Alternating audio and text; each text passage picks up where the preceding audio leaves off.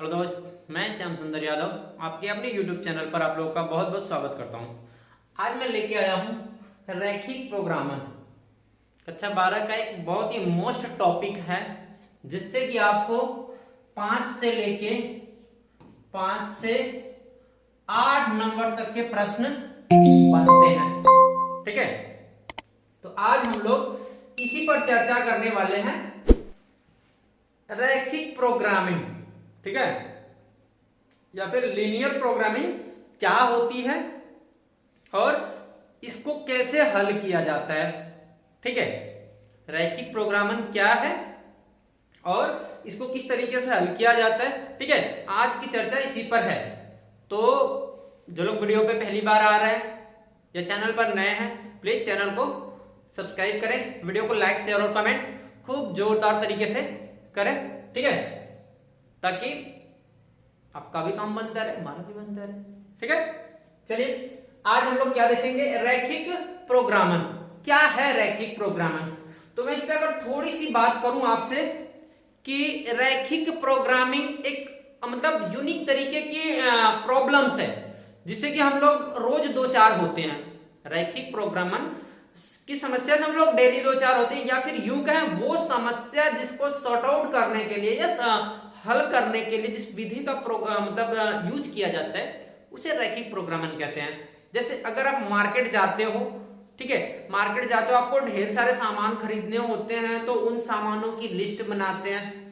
ठीक है, जब लिस्ट बनाते हैं, फिर लिस्ट बना करके आप उनकी प्राइस देखते हैं कि प्राइस के हिसाब से आपको ऐसा भी होता है कभी एक एक सामान कई पीस उसमें लेना पड़ता है, तो फिर उनके अप्स एंड डाउन्स, आपका बजट भी है, आप एक निश्चित बजट के साथ ही मार्केट में उतरते हैं। ठीक है, और फिर उसी बजट के अंतर्गत आपको शॉपिंग भी करनी होती है। ठीक है ना, तो मतलब किस तरीके से कितनी संख्या या कितनी काउंटिंग के हिसाब से हम शॉपिंग करें कि हमारे बजट के अंतर्गत ही हमारी जो जरूरत की चीजें हैं वो हमको मिल जाए। ठीक है, हाँ, अब उनमें जो खेल होता है नंबर ऑफ पीसेस का। ठीक है ना, नंबर ऑफ पीसेस, आप कौन सी मतलब वस्तु है उसकी नंबर ऑफ पीस बढ़ा सकते हैं, कौन सी नंबर ऑफ पीस घटा सकते हैं कि आपका जो बैलेंस है, आपका जो बजट है, वो बजट से ऊपर ना जाए और आपके जो जरूरत की सामान है कम या अधिक होके आपको मिल जाए। ठीक है ना, तो इसी समस्या को समाधान करने के लिए जिस विधि का उपयोग किया जाता है बच्चे, उसी को कहा जाता है क्या, रैखिक प्रोग्रामिंग। अब ये तो बात हो गई कि नहीं हम मतलब कागज पर ही करते हैं, घर से बनाए या मार्केट में जाओ, वहां पे आप सामान खरीदते जाओ। एक टाइम में ऐसा होता है कि नहीं भैया, जेब का पैसा निकल के खत्म हो गया और कुछ वस्तुएं आपको लेने से रह गई। ठीक है, तो उसके लिए पहले से ही प्लानिंग होती है, और वही प्लानिंग हमारी क्या है, रैखिक प्रोग्रामिंग। ठीक है, कौन सी वस्तु की कितनी पीसेस हमको लेनी है वो हम पहले से डिसाइड करके जाएंगे, उसकी वैल्यू क्या, उसकी कॉस्ट क्या है, उस कॉस्ट को भी हम पहले से ही पता रखते हैं कि नहीं फलाने वस्तु की फलानी कॉस्ट है और इस कॉस्ट के हिसाब से हम इतनी वस्तु ले सकते हैं, तो वो हम अपने बजट के हिसाब में बना के चलेंगे। ठीक है, और बजट में जब आप मार्केट जाओगे या इस तरीके की खरीदारी करोगे, तो आपका बजट जो मार्केट में वैल्यू आने वाली है, वो वैल्यू आपके बजट से कम ही होनी चाहिए, ज्यादा नहीं। क्योंकि जब आपका जो मार्केट वाला वैल्यू होगा वो ज्यादा हो जाएगा, तो फिर आपका बजट जो गड़बड़ हो गया। ठीक है ना, आप सभी वस्तुएं आसानी से ले नहीं पाएंगे। तो उसी के समाधान के लिए हम लोग क्या करते हैं, रैखिक प्रोग्रामिंग का इस्तेमाल करते हैं। ठीक है ना, जिनको हल करने के लिए कुछ विशेष जगह है। ठीक है, कुछ विशेष पॉइंट है जिन पर कि हमको ध्यान रखना होता है। आइए देखते हैं। जैसे हमें रैखिक प्रोग्रामिंग की समस्या को हल करने के लिए कुछ पॉइंट के रूप में चरणबद्ध किया हुआ है, जिनको कि हम देखेंगे। सबसे पहले रैखिक प्रोग्रामन की समस्या को, रैखिक प्रोग्रामन समस्या को हल करने के चरण, मतलब कौन कौन से स्टेप हमको फॉलो करने पड़ते हैं जिससे कि जो रैखिक प्रोग्रामिंग की समस्या होती है उसको समाधान किया जा सके। तो सबसे पहले क्या कर रहे हैं, पहला पॉइंट पर अगर हम बात करेंगे, सर्वप्रथम समस्या को, जो आपकी समस्या है उसे कैसे करना है, व्यवरोध। देखिए यही चीज मतलब इन पे ना आपको विशेष फोकस करना है। व्यवरोध समस्या, ये समस्या है, समस्या को किस रूप में लिखना है, व्यवरोध के रूप में लिखना है, या इसको हम लोग अवरोध भी कहते हैं। क्या कहते हैं, अवरोध। समस्या को व्यवरोध के रूप में, और उद्देश्य, देखिए एक और ये टॉपिक है, उद्देश्य को वस्तुनिष्ठ फलन। ठीक है ना, समस्या को व्यवरोध के रूप में और उद्देश्य को वस्तुनिष्ठ फलन के रूप में लिखते हैं। अब बात आएगी कि नहीं व्यवरोध क्या है, तो मैं आपको बता दूं, आपने पहली मतलब निचली कक्षाओं में पढ़ा होगा समीकरण, समीकरण असमीका। ठीक है, ये दो चीजें आपने पढ़ी होंगी। ठीक है, समीकरण और असमीका। ठीक है, तो यहां पर जो हमारा वस्तुनिष्ठ फलन से कहने का तात्पर्य है वो है समीकरण से।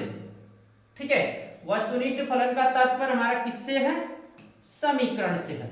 ठीक है, और वस्तुनिष्ठ फलन समीकरण से है, और वो समीकरण कैसा होना चाहिए, रैखिक होना चाहिए। ठीक है, कैसा होना चाहिए, रैखिक होना चाहिए। ठीक है बच्चे।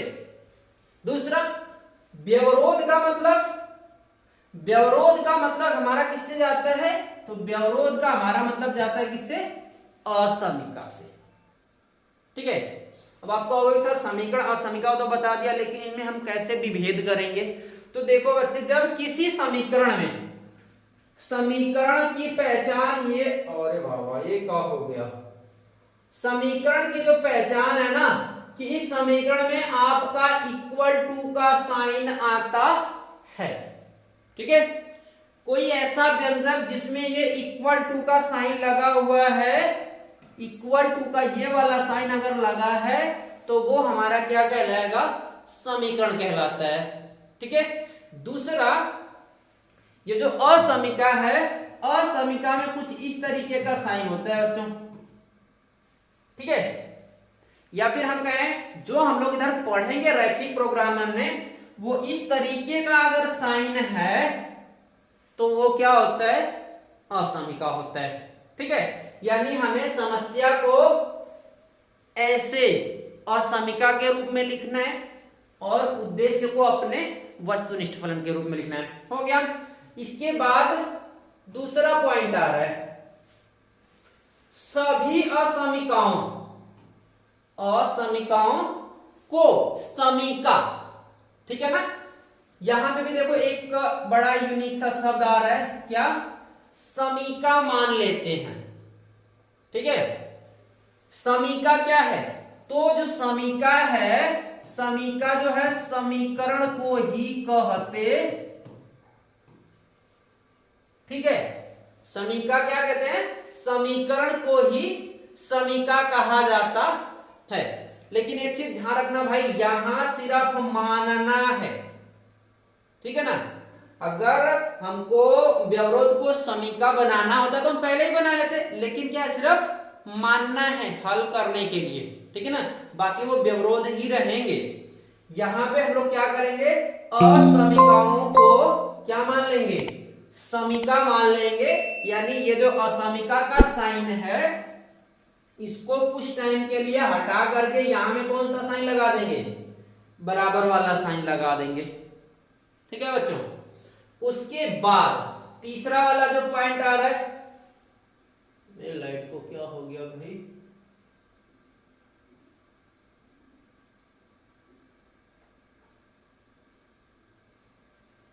ठीक है, दिए हुए व्यवरोधों को संतुष्ट करने वाले चरों के मान, गणितीय विधि से ज्ञात कर लेते हैं। ठीक है, यानी कि जितने असमीका मिलेंगे उन्हें आप समीकरण बना लोगे, तो फिर समीकरणों को आपको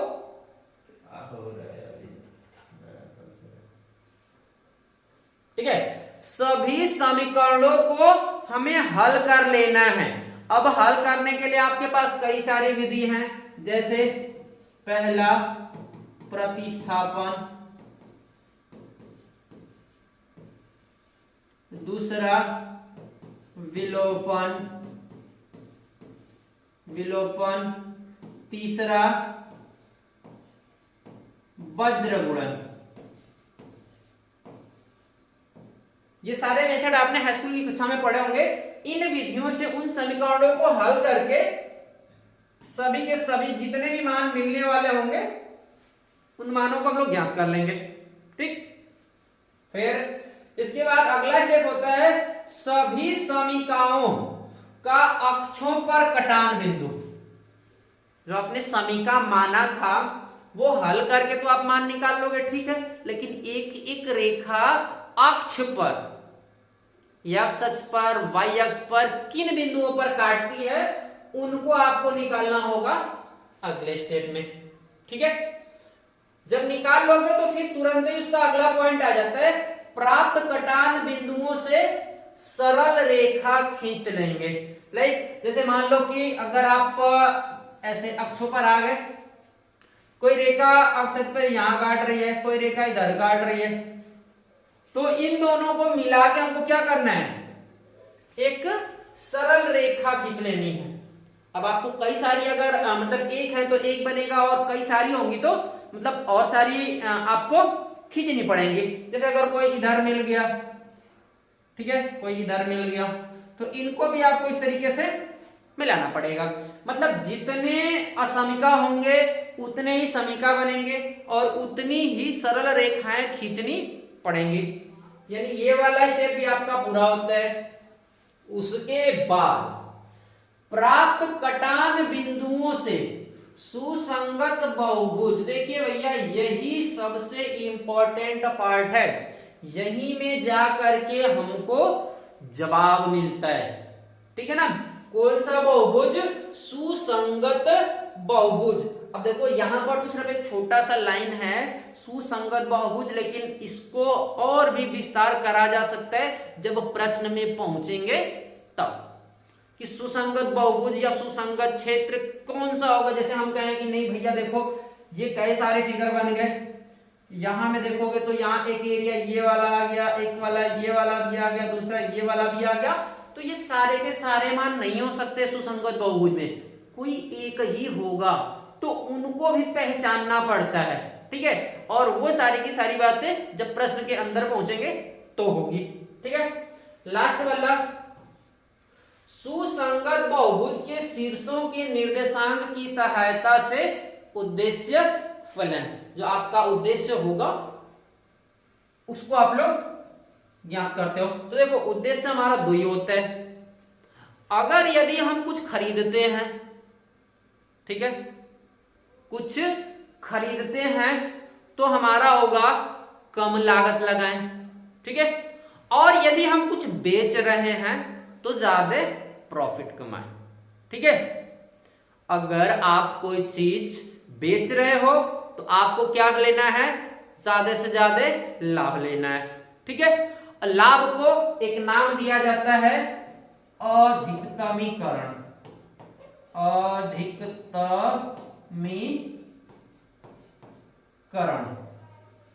ठीक है, और एक होता है न्यूनतमीकरण, न्यूनतमीकरण।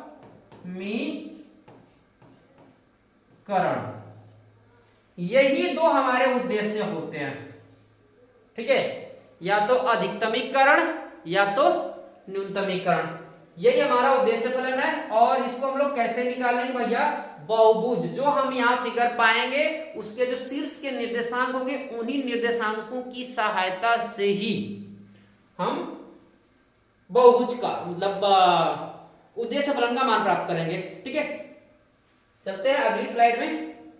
अगली स्लाइड देखो कह रही है, क्या कह रही है भैया, वो कह रही है रैखिक प्रोग्रामन समस्या को हल करते समय निम्न बातों का ध्यान रखना चाहिए।